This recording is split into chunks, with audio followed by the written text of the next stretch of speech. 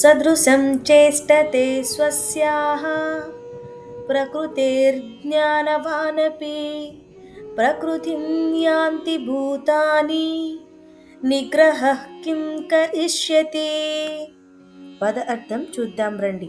సదృశం తగిన విధంగా, తన స్వభావానికి అనుగుణంగా, చేష్టతే ప్రవర్తిస్తాడు, స్వస్యాహ ప్రకృతేః తన స్వభావ ప్రకారం, జ్ఞానవాన్ అపి జ్ఞానం ఉన్నవాడైనా, ప్రకృతిం యాంతి స్వభావానికే వెళ్తాయి, భూతాని జీవులు, నిగ్రహ బలవంతపు నియంత్రణ, కిం కరిష్యతి ఏమి చేయగలదు.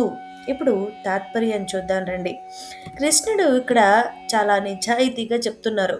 జ్ఞానం ఉన్నవాడైనా సరే మనిషి తన సహజ స్వభావం ప్రకారమే ప్రవర్తిస్తాడు. ప్రతి జీవి తన లోపలి స్వభావం వైపుకే లాగబడుతుంది. అందుకే కేవలం బయట నుంచి బలవంతంగా అణచడం, ఇలా చేయొద్దు అని నియంత్రించడం పూర్తి మార్పు తీసుకురాదు. మార్పు రావాలంటే స్వభావాన్ని అర్థం చేసుకోవాలి, అణిచివేయకూడదు అని స్పష్టంగా వివరిస్తున్నారు. హరే కృష్ణ.